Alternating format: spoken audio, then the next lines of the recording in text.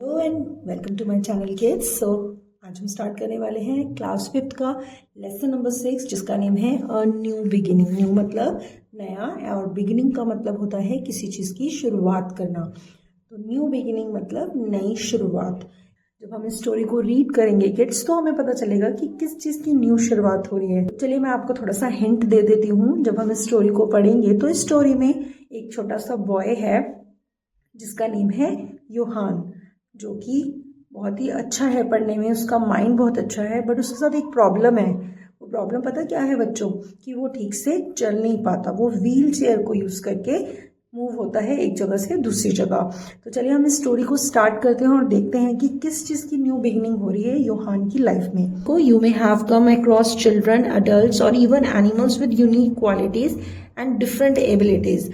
अब आपको यहाँ बताया गया है कि आपने बहुत ही सारे बच्चों से मिले होंगे। इस मतलब कि आप जवान लोगों से मिले होंगे और इवन आप बहुत सारे अपनी लाइफ में एनिमल्स को भी आपने देखा होगा जिनकी बहुत ही अलग अलग क्वालिटीज हैं और सबके अंदर अलग क्षमताएं हैं। एबिलिटीज का मतलब होता है अलग क्षमताएं, यानी कोई कुछ करने में सक्षम है, कोई किसी काम को करने के लिए बहुत अच्छा है।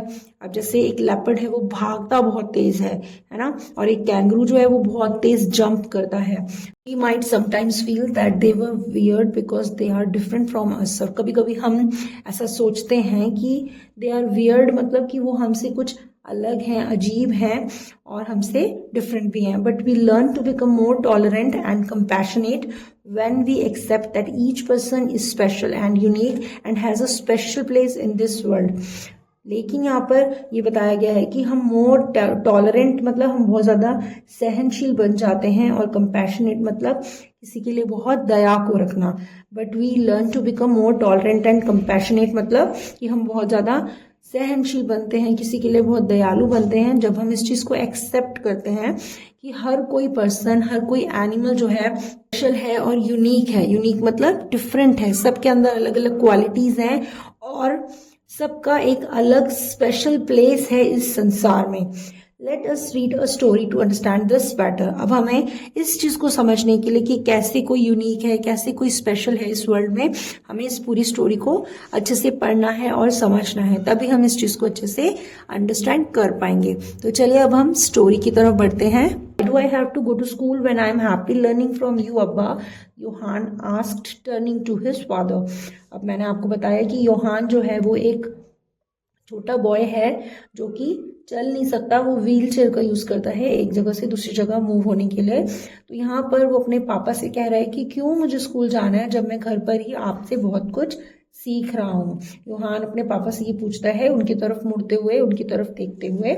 अब Yohan, you can learn so much more in school. उसके फादर बोल रहे हैं कि तुम स्कूल में बहुत कुछ सीख सकते हो। जैसा आप सबको भी पता है कि हमारा फर्स्ट स्कूल जो होता है हमारा घर होता है। हम अपने पेरेंट्स से, अपने बड़ों से बहुत कुछ सीखते हैं, लेकिन इसके अलावा और भी बहुत सी चीज़ें होती हैं, बहुत सारी स्टडीज से रिलेटेड चीज़ होती हैं जो हम स्कूल में जाके सीखते हैं। तो यहाँ पर उसके फादर भी उसको यही समझा रहे हैं कि तुम स्कूल में जाकर और भी बहुत सारी चीज़ें सीख सकते हो from your teachers and friends. His father replied. उसके पापा ने उसको आंसर दिया कि तुम स्कूल जाओगे तो बहुत कुछ सीखोगे, अपनी टीचर्स से भी, अपने फ्रेंड्स से भी। बट अब्बा, I can read well and I am good at maths. I can easily manage our cafe when I grow up, right. अब यहाँ पर जो योहान है उसके फादर का कैफे होगा, तो जो योहान है, तो यहाँ पर योहान जो है उसके पापा का क्या काम है, वो कैफे चलाते हैं एक। तो योहान उनको बोल रहा है कि अब्बा, मैं बहुत अच्छे से रीड भी कर सकता हूँ, मेरी मैथ्स भी बहुत अच्छी है और मैं बहुत इजीली आपके कैफे में सारा हिसाब किताब कर सकता हूँ, सब चीज़ों को मैनेज कर सकता हूँ, राइट। मतलब वो पूछ रहा है कि ठीक है ना। Then why do I need to go to school. अब तो मुझे स्कूल क्यों जाना चाहिए, मुझे मतलब समझ नहीं आ रहा। वो ये कन्फ्यूजन में है कि जब मुझे सब कुछ आता है, मैं पढ़ भी सकता हूँ। अब वो कह रहे हैं कि जब मैं पढ़ भी सकता हूँ, मैं मैथ्स भी बहुत अच्छा कर सकता हूँ, मैं आपके कैफे का हिसाब किताब भी संभाल सकता हूँ, तो मुझे क्यों स्कूल जाना चाहिए। You will take me till my class, but what will happen after that. अब उसके अंदर एक कंफ्यूजन है, एक डर है, क्योंकि वो कभी भी घर से बाहर नहीं निकला है अकेला। तो वो अपने फादर से यही बोल रहे हैं कि आप मुझे स्कूल तक तो छोड़ दोगे, व्हील चेयर में मैं स्कूल तक तो आपके साथ चला जाऊंगा, बट उसके बाद मुझे कौन संभालेगा, कैसे होगा, वो इसी चीज़ के लिए थोड़ा सा परेशान है। What if I am not able to make friends, वो अब थोड़ा सा डरा हुआ है कि अब क्या होगा अगर मैं अच्छे फ्रेंड्स नहीं बना पाऊंगा। What if they laugh at me, अगर वो मेरे ऊपर हंसेंगे तो क्या होगा। What if they push my wheel chair and I fall, उसके मन में इतने सारे सवाल हैं। वो कह रहे क्या होगा अगर मैं नए फ्रेंड्स नहीं बना पाया, अगर वो मेरे ऊपर हंसेंगे तो क्या होगा, अगर वो मुझे धक्का दे देंगे मेरी व्हील चेयर को और मैं गिर जाऊंगा तो क्या होगा। What if Johan's questions were endless, मतलब उसके पास इतने सारे क्वेश्चन थे कि वो बार बार वॉट इफ करके बहुत सारे क्वेश्चंस अपने फादर से पूछ रहा था। उसके क्वेश्चंस थे वो बिल्कुल खत्म ही नहीं हो रहे थे। Johan was a cheerful boy with a feisty spirit. अब योहान जो था एक हंसमुख लड़का था, जो जोशीला था, बहुत ज्यादा फुर्तीला था, हर काम को करने में उसको कभी भी कोई हार नहीं मानता था। But because of a medical condition, क्योंकि उसकी हेल्थ ऐसी थी, उसकी कंडीशन ऐसी थी, he was confined to a wheel chair, उसको व्हील चेयर के ऊपर ही सीमित रहना पड़ता था क्योंकि उसकी लेग्स में कुछ प्रॉब्लम थी, वो चल फिर नहीं पाता था। एक चलने फिरने वाला जो पर्सन होता है वो अपने हर काम को बहुत भाग भाग के करता है, बहुत एक्टिवली करता है, लेकिन जो योहान था वो अपने काम को व्हील चेयर के साथ ही करना पड़ता था उसको। तो he was sharp and loved reading books and encyclopedias, especially about different countries and animals. वो बहुत ही ज्यादा शार्प, मतलब बहुत स्मार्ट, अच्छा इंटेलिजेंट बच्चा था। उसको बहुत अच्छा लगता था बुक्स को रीड करना, स्पेशली उसे इंसाइक्लोपीडियाज रीड करना। इंसाइक्लोपीडिया का मतलब होता है एक ऐसी बुक जिसमें बहुत सारे सब्जेक्ट के बारे में लिखा होता है, यानी बहुत सारी चीजों के बारे में लिखा होता है। उसके अंदर एनिमल्स व रिवर्स के बारे में, माउंटेन्स के बारे में, सब चीजों के बारे में होता है, और अलग अलग कंट्रीज और अलग अलग एनिमल्स के बारे में वो पढ़ता था। However his parents soon realised that it was important for him to get formal education. Books reading करना अच्छा लगता था, तो बहुत ज़्यादा इनसाइक्लोपीडियाज बुक वो रीड करता था, जिससे उसको बहुत सारी चीज़ें एक ही बुक में मिल जाती थी पढ़ने के लिए, और डिफरेंट कंट्रीज और डिफरेंट एनिमल्स के बारे में उसको पढ़ना अच्छा लगता था। लेकिन फिर भी उसके पेरेंट्स जो थे उनको रियलाइज हुआ कि बहुत ही इम्पॉर्टेंट है उसके लिए स्कूल जाना, क्योंकि स्कूल में हम बहुत सारी चीज़ों को और भी सीखते हैं। So they enrolled him in a school which welcomed and took care of the needs of differently abled children. तो उसके पेरेंट्स ने उसको एक ऐसे स्कूल में एडमिशन करवाया जहाँ पर उसका एडमिशन बहुत ही अच्छे से हो गया, और उन्होंने उसका वेलकम किया। और वो ऐसा स्कूल था जहाँ पर योहान के जैसे ही सारे स्टूडेंट्स थे जो किसी न किसी तरीके से डिसेबल थे, यानी किसी का कोई हाथ नहीं होगा, कोई देख नहीं सकता होगा, कोई ढंग से बोल नहीं सकता होगा, कोई सुन नहीं सकता होगा, किसी की कोई लेग खराब होगी। तो डिफरेंटली एबल्ड बच्चे जो थे उस स्कूल में उसके पेरेंट्स ने उसको एडमिशन करवाया। At the school, the principal addressed the new batch of students. Welcome dear children and parents. अब न्यू स्कूल में जब योहान को उसके पेरेंट्स लेकर गए तो प्रिंसिपल ने वहाँ पर सभी बच्चों को, उनके ग्रुप को वेलकम किया, और उसने उनको कहा कि dear children and dear parents welcome, यानी सब पेरेंट्स का और सब बच्चों का प्रिंसिपल ने स्वागत किया। I am miss Uma your principal. अब उसने अपना इंट्रोडक्शन दिया कि मैं मिस उमा आप लोगों की प्रिंसिपल हूँ। Parents please settle the children down in the room on the right and then the teachers will take over.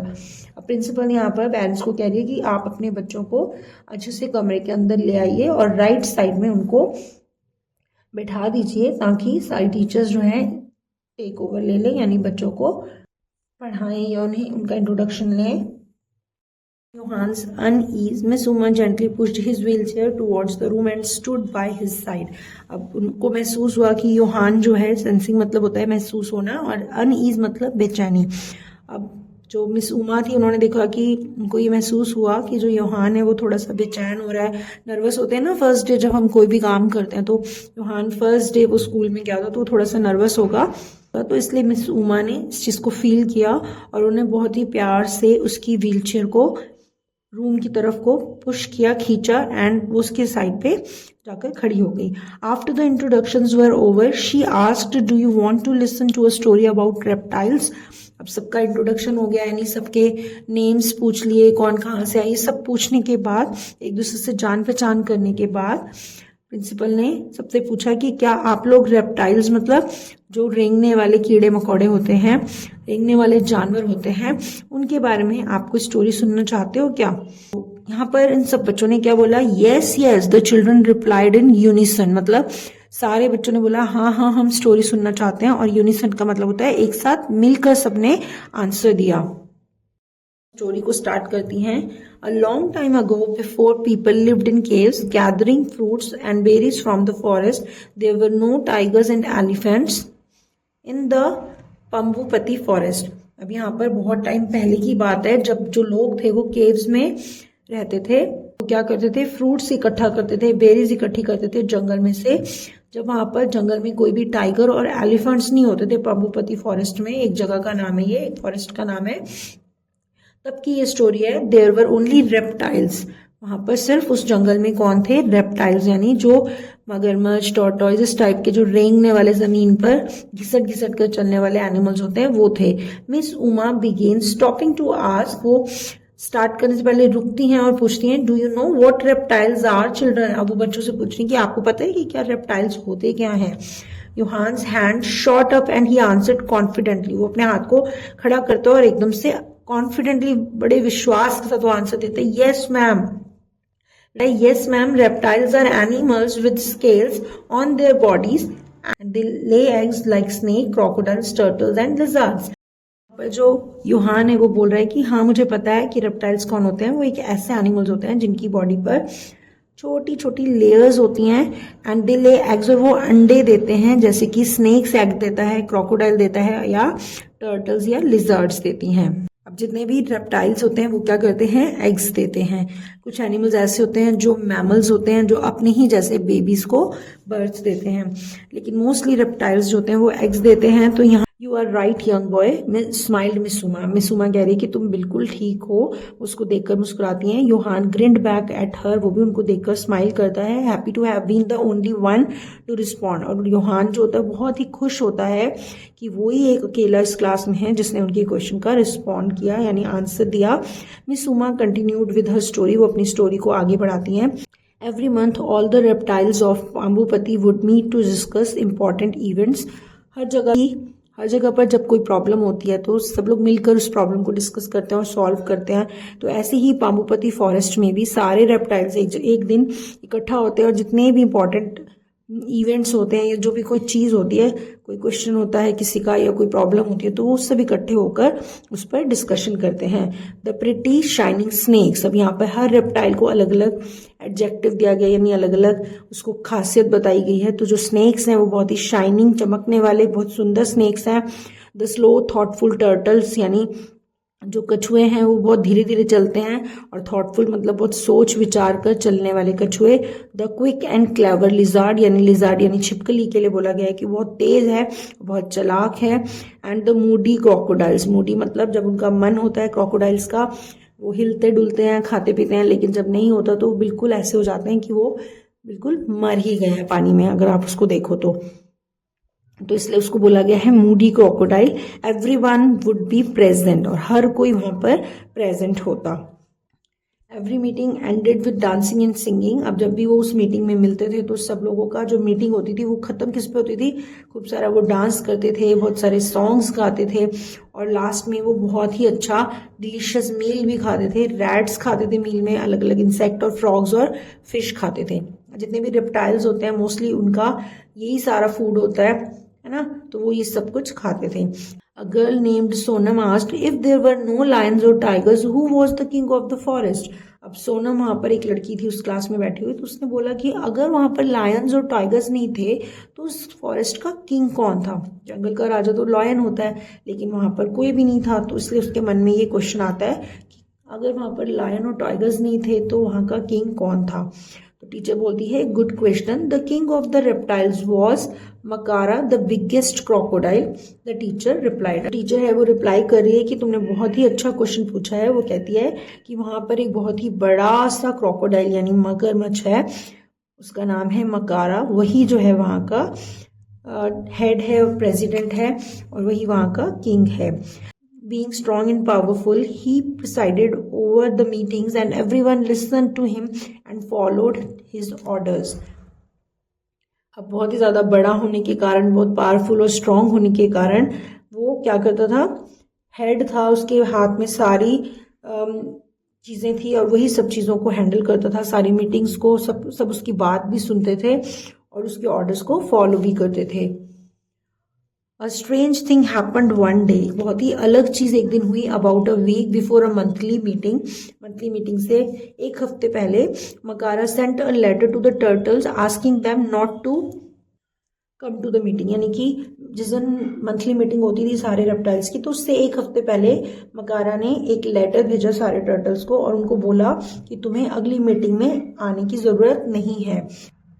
The head of the turtles was furious and said she would go to the meeting. अब जो turtles की head थी उसे बहुत ही ज्यादा गुस्सा आया उस लेटर को देखकर और उसने बोला कि वो तो मीटिंग में जाएगी.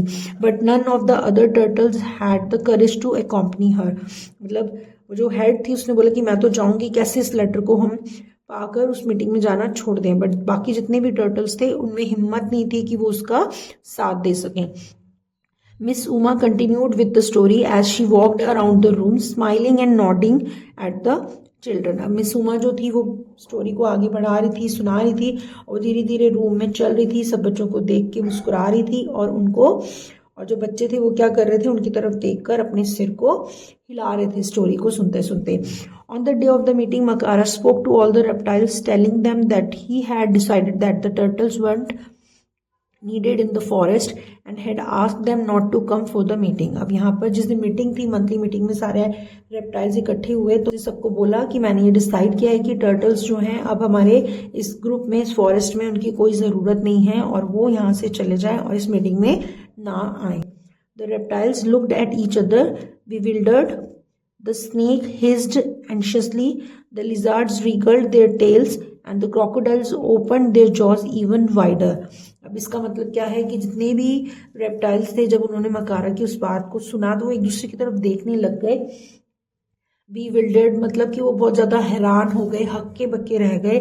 जो स्नेक थे वो क्या कर रहे थे, हिस्ड मतलब वो एक आवाज़ निकालते अपनी माउथ से और बहुत ही गुस्से में उन्होंने उस आवाज़ को निकाला.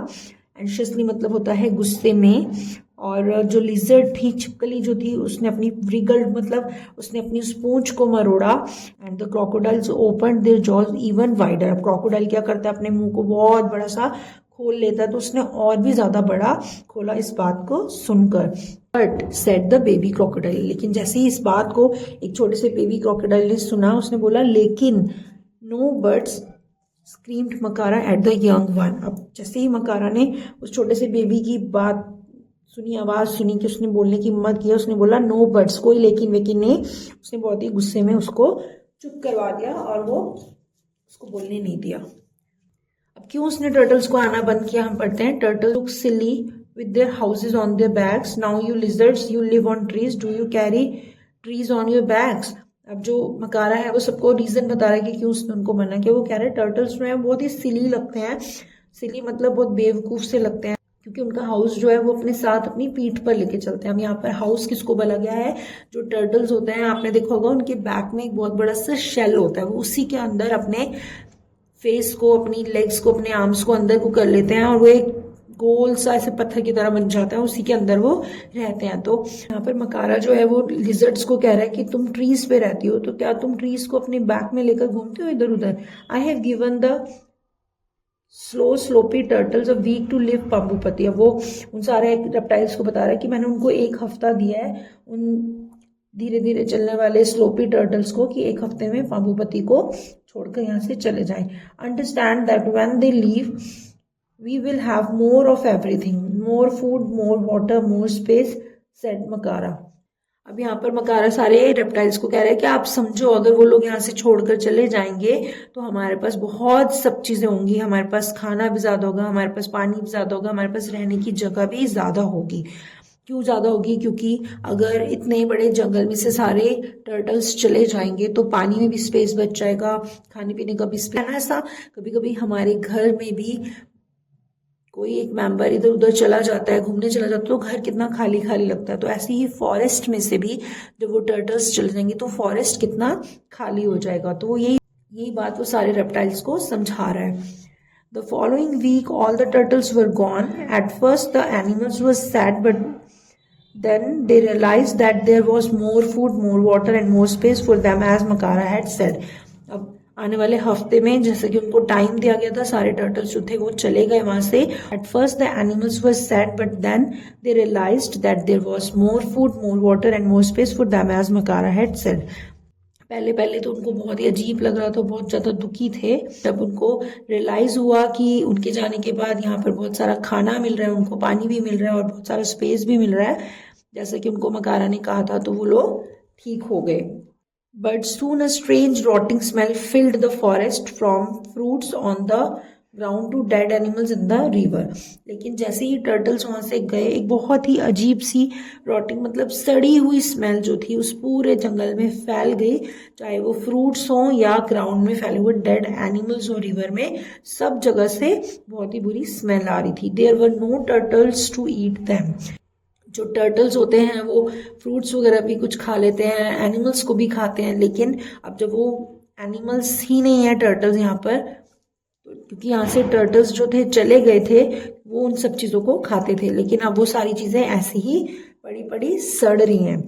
Even Makara went about holding his snout with his claws. अब जब भी मकारा जो था वो इधर उधर जाता था तो उसको भी इतनी गंदी स्मेल आती थी कि वो अपने क्लॉज यानी अपने जो आगे के हाथ होते हैं, उसके पंजे होते हैं, उससे वो अपने स्नाउट मतलब अपने नोज को अच्छे से कस के पकड़ करके वो वहां से निकलता था। जैसे कोई गंदी स्मेल आती है, हम भी अपने नोज को अच्छे से दबा लेते हैं ना कि हमें स्मेल ना आए, तो ऐसे ही जो मकारा था वो भी कहीं भी जाता था तो वो भी अपने हाथ से अपने नोज को दबा के जाता था।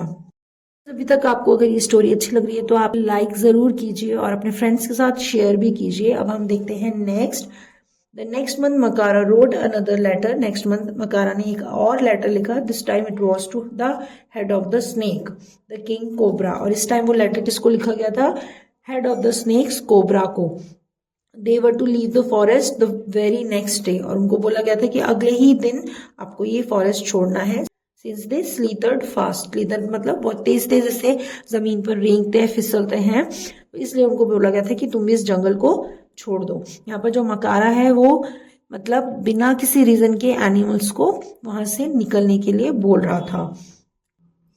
The king cobra pleaded for some more time but Makara refused. अब यहाँ पर मकारा देखो कितना खराब है, उसने रेप्टाइल्स को 1 वीक दिया, लेकिन उसने किंग कोबरा को सिर्फ 1 दिन भी नहीं दिया। उसने बोला आपको आज लेटर मिला तो आपको कल ही छोड़ के जाना है। कितना टफ होता है अगर कोई हमें बोले कि आपको अपना घर छोड़ के जाना है, तो क्या हम नेक्स्ट डे ही जा सकते हैं? नहीं, हमें बहुत सारा सामान पैक करना होगा, हमें कहीं दूसरी जगह पे रहने के लिए जगह तैयार करनी होगी, ढूंढनी होगी। तो ऐसे ही किंग कोबरा भी जो था प्लीडेड मतलब बहुत ही ज्यादा रिक्वेस्ट कर रहा था कि थोड़ा सा और टाइम दे दो, बट मकारा जो था उसने रिफ्यूज कर दिया, मना कर दिया।